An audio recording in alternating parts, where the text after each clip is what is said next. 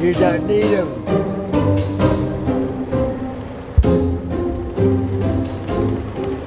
Carburetor is to put it into the pipe here, the up pipe, and there's no way you can, because the petrol tank is at the back, and it just has to do its own thing and pull its own petrol. Well, here's the petrol coming up here. You can't get at this little bugger until you take this off and squirt petrol down there, and this is something of a problem. Will it start or not? Let us see. This was so tough you could mow the orchard with it, and you could go over molehills, rocks, anything.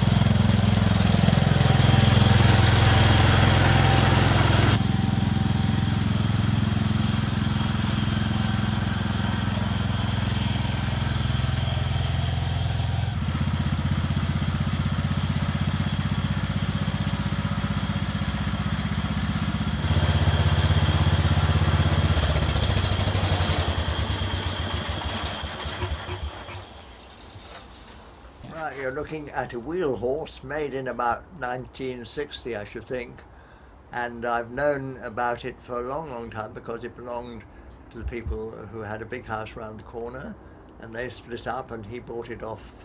No, the people they sold the house to bought it off them.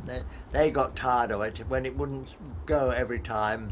The young owner bought a new one, and I bought this off him for, well, he said I could have it. I said, well, I'll give you £80 for it. And he said, that's very generous, thank you so much. And I gave him £80, and it's been going ever since. The only thing it doesn't like is being left, and it is greedy. It does eat the petrol, but it is a single cylinder, what we call a one-lunger in the trade, and it is very tough. And when it had what's called the sledge for the grass cutting, it was the best place for around here, because I could mow this orchard, brambles, briars, molehills, everything. It just took the lot. This is a real little baby tractor, and I've loved them ever since when we were first married. We had a flat near here, and it was on a farm, and the farmer had one of these, and I used to watch him drive it, and his people drive it, and he had 1,000 pigs, a bit of a pig himself actually, but he used to shovel all their shit down into the cone very happily with this thing with a bloody great shovel on the front. They are.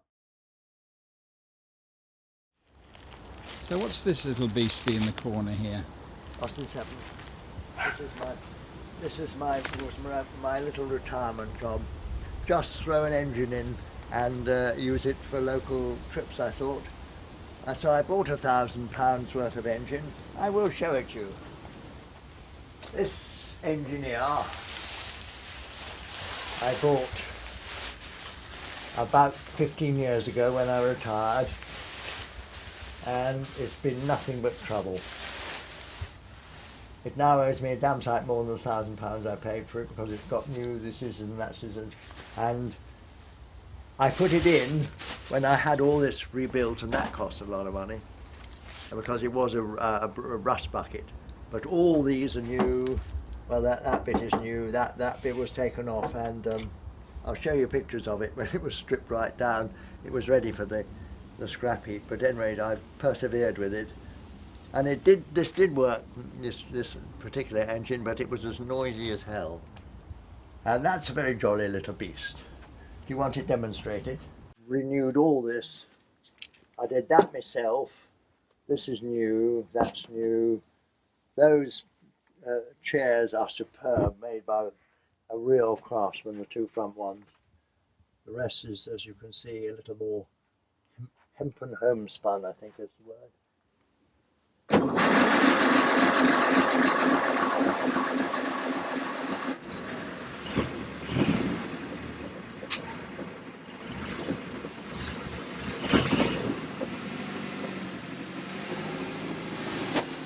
This is a 1938, so it must be one of the last batch that were made before the war, before Austin turned over to wartime production. It's a Ruby Torres, it's right.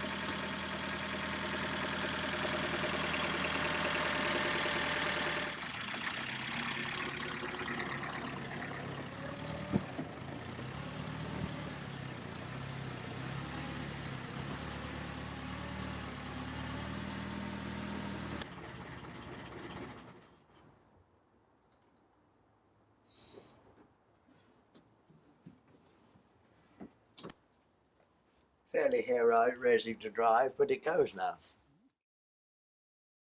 What we're about to demonstrate for you now this afternoon is a brand new latest thing in motor sport. It's called an Austin Heavy 12. They were so famous and popular that all the London taxis from the mid-20s onwards were based on this particular vehicle. This one I've got is a doctor's coupe. It's a two-seater with a dicky seat in the back, and I will open the other door and show you the back. It cost a fortune. I bought it very cheap. I thought I'd be very clever and make money on it, and it's cost me the same again to get it up to this standard, which is now totally drivable and usable, but it is not what they call concours. I don't like concours in any case. They're the ones you see in museums, and they take them on the back of trailers and then they exhibit them, and then they put them back on trailers and they take them out. I like a car that I can drive, and this is basically a car that I can drive. It has a dicky seat. This does close up, but I can't close it at the moment because I'm charging the battery, which is in the back. And one of the this was made in 1928 and is still on the road today due to people like me who are quite willing and happy to spend a fortune on them. And there's only one man in England who can do these, and his name is Tom Titterton, and he lives in Derbyshire. He's an agricultural mechanic by trade, but he has about 4 of these, which he does for weddings, and he is now the sort of one guru, and he will not be hurried. So I booked it in at the beginning of last year. I took it in May this year. We had to trail it up, and I got it back in at the end of June. No, the end of July, beginning of August.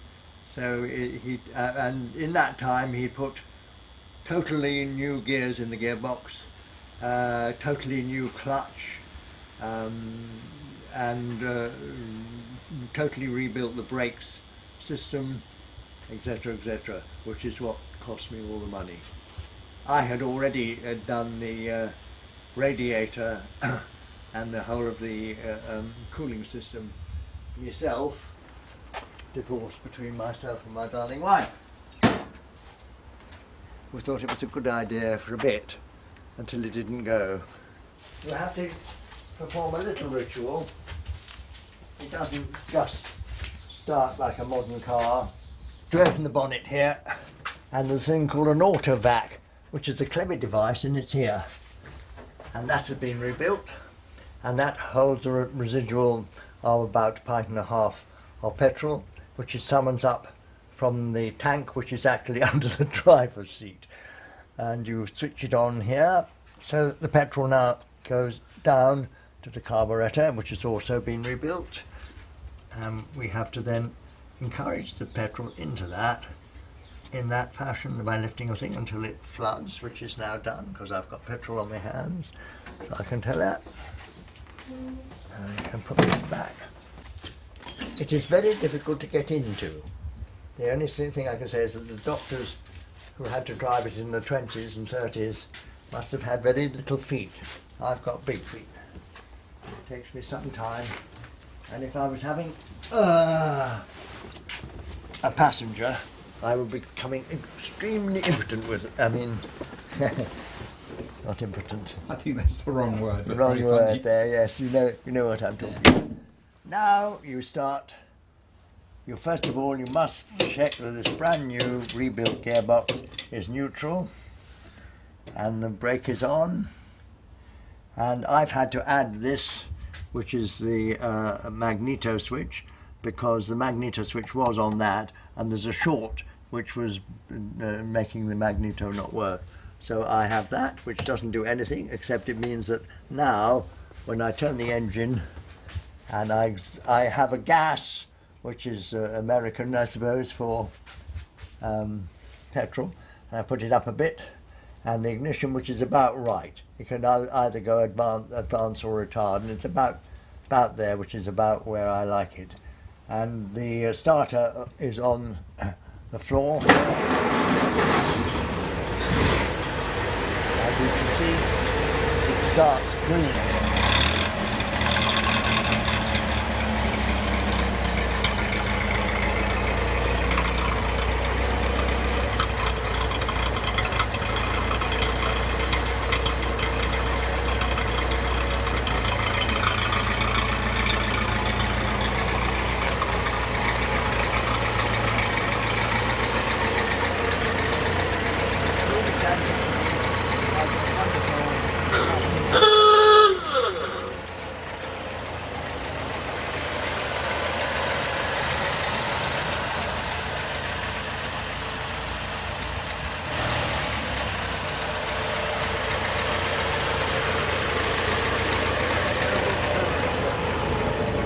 Ones that they adapted for the London taxis, they rebuilt, so they had a very good turning circle. This one takes half an airfield to turn round, as you can see.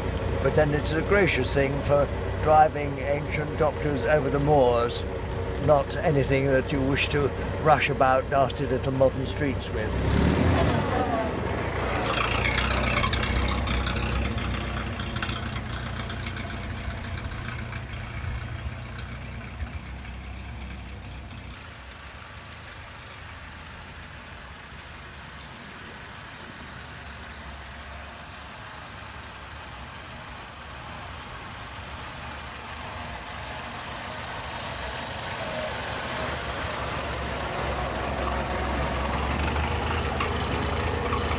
Unlike the little modern one, well, the 1938, this is 28, there was no such thing as synchro mesh. So every time you select a new gear, you have to declutch. You put the gear, the clutch in, you select the gear, in this case I'm selecting 2, you drive off. When you want to go into 3, you press the clutch in, let it out, press it in again, select 3, and off you go again at the same. So it's quite a little double clutch, it's quite complicated, and you take your time. And you don't want to be in a hurry, and usually there are people behind you who want to be in a hurry, so it's not very sympathetic to modern driving.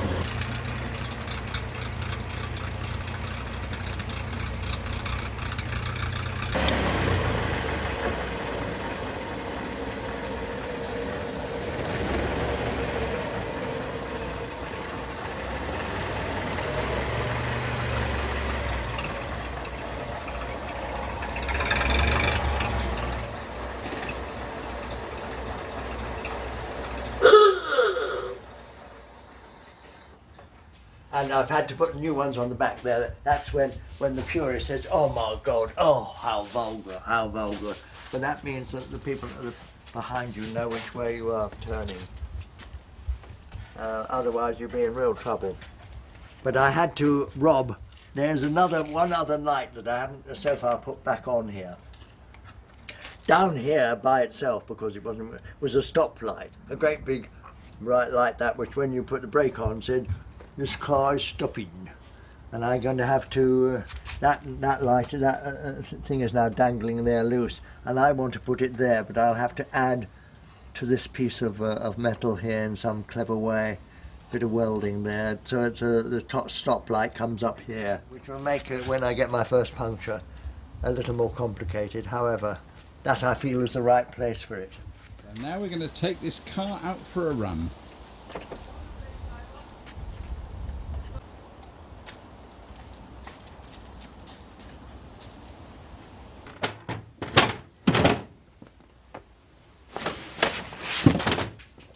It feels better if you have a floor behind you rather than the road. Why? And I don't know how, because this is a brand new radiator. 800 quid's worth. Yes, it needs water. I normally have a sort of milk carton of water here, but I don't seem to have it at the moment. So. Petrol first. Petrol in carburetor.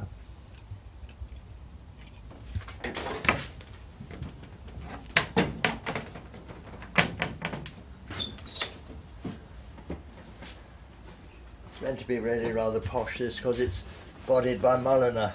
He used to do Rolls and Bentleys.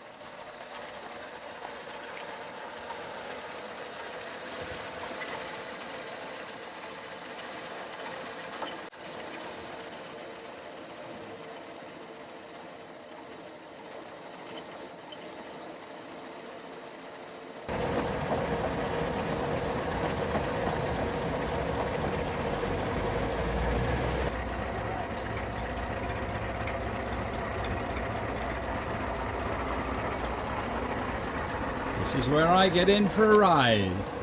Just into the house to get my wallet, which has got my AA card in it. So you're that confident? Oh yes, absolutely. Well, here I am on board this wonderful beast. Rich is returning with his AA card just to make sure if there are any mishaps we're well covered.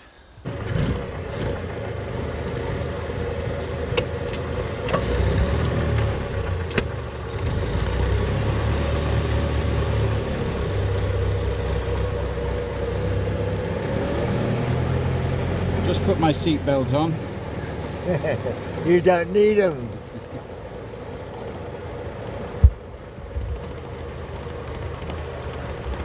This is the best safety.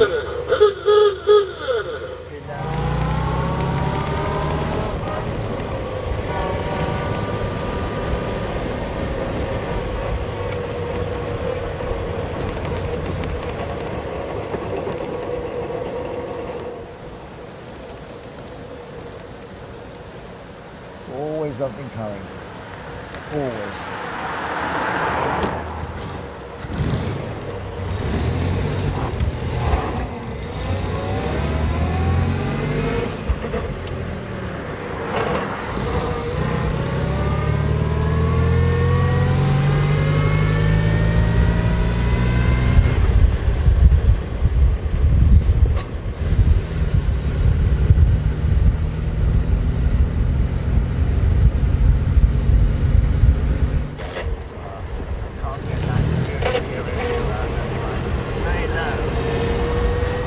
Third gear is really just virtually getting you started.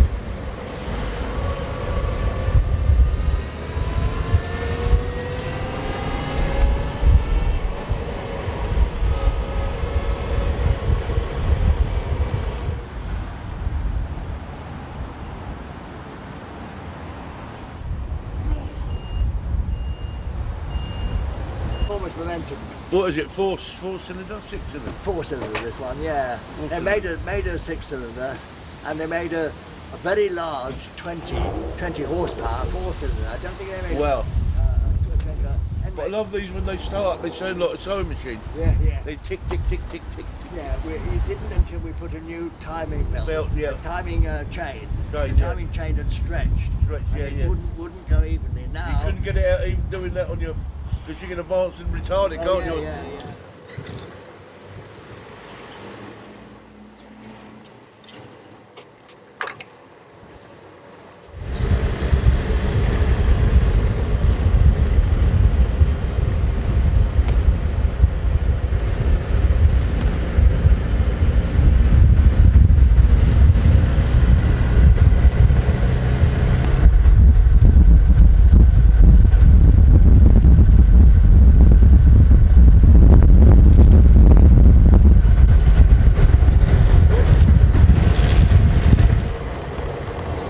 Jerky around here, but it's not my fault.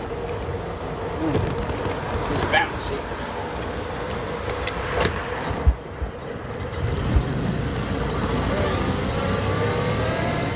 Yep.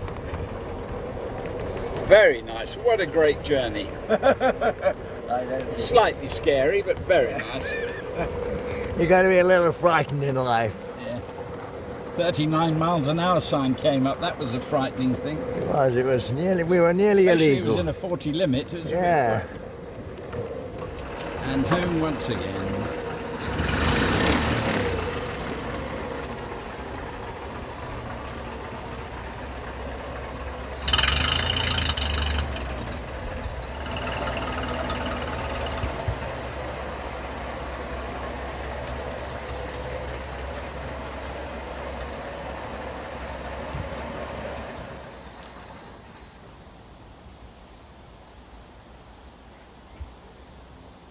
Who says life has lost all of its excitement? Try going in a heavy 12, then you'll know what life's all about.